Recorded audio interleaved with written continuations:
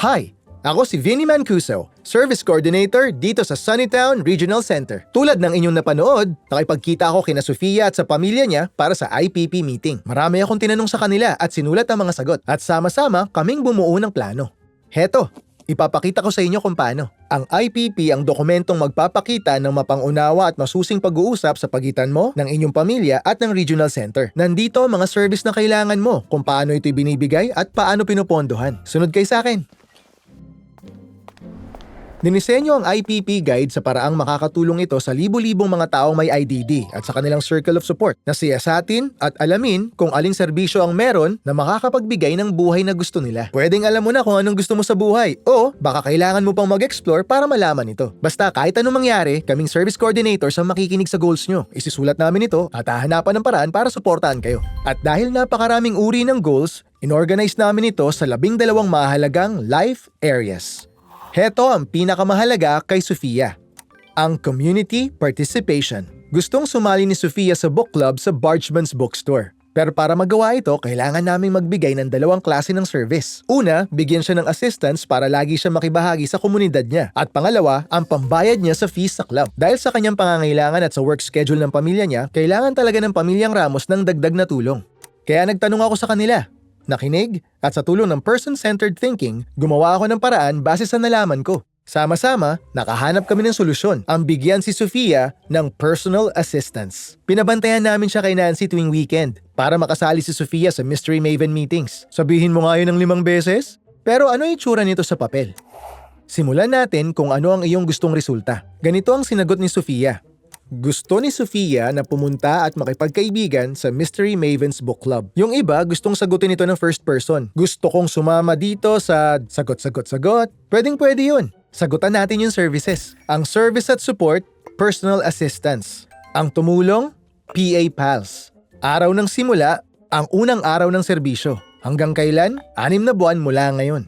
At tandaan, pwedeng i-extend kung kinakailangan. Ang personal service assistances ibinibigay kada oras. Kailangan si Nancy 1 beses kada linggo, kaya may 12 oras siya kada buwan. Tapos, nalaman naming 2 beses kada linggo pala kailangan si Nancy. Kaya in-update namin ang IPP sa 24 na oras kada buwan. At ang nagpondo ng serbisyo, ang Regional Center. Nalutas na kung paano makakasali si Sofia sa book club. Ngayon, dapat na itong bayaran. Ang Regional Center patuloy na mas pinapaganda mga serbisyong hatid nito. Napag-alaman kong pwedeng bayaran ng fees sa tulong ng social recreation and camp services. Sagutan natin ngayon.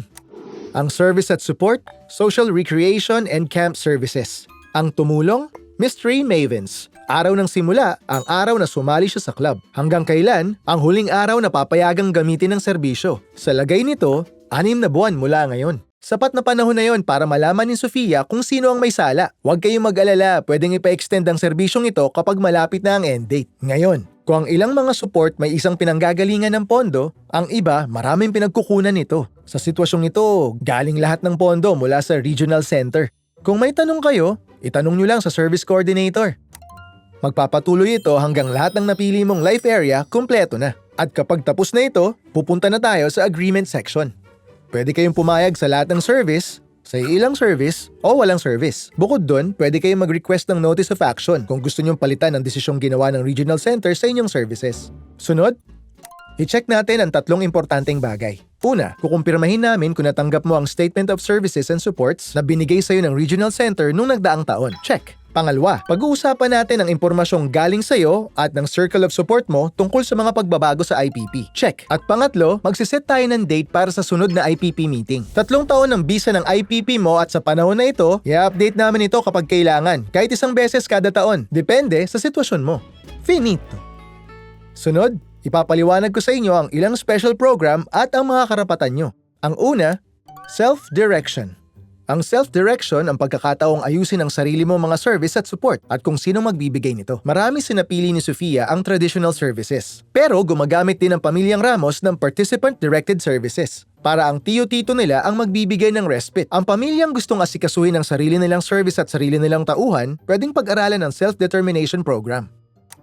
4731 Complaint. Required ang regional centers na bigyan ka ng process kung sakali may reklamo ka sa regional center mismo o sa service provider. Sa whistleblower policy, pwedeng ikaw o kahit sinong tumutulong sa'yo, protektado kung sakaling magre-report ka tungkol sa iligal o hindi mabuting gawain kung saan ka nakatanggap ng service. Sa California, dapat bigyan ng prioridad ang mga taong may IDD para sa mga oportunidad na merong competitive integrated employment. Ibig sabihin, kikita ka sa totoong trabaho. Pwede kang tulungang mag-register para bumoto kung eligible ka. Pwede rin gumawa ng Transportation Access Plan ng Regional Center para tulungan ng mga adult sa paggamit ng public transportation kung kaya nila. Kung hindi, pwede kaming magbigay ng transportation sa day services o sa trabaho. Voila! Isa lamang itong mabilisang overview sa proseso ng IPP. Kaya siguruhin mong mapag-uusapan nyo ito ng maigi ng service coordinator mo. May huling bagay na lang na kailangan gawin. Pumirma. O siya, Ramos fam! Oras na para pumirma. Binasa nyo ba ang lahat? Oo, mukhang okay. Ayos! Pumirma dun sa dotted line. At tandaan, tuwing may babaguhin sa iyong IPP, kailangan niyong pumirma. Ngayon, ayun lamang, easy peasy, lemon squeezy. Sinagutan na natin ito, kaya sa hinaharap, magkikita-kita ulit tayo para mag-follow up at para siguruhin gumagana pa rin ang IPP.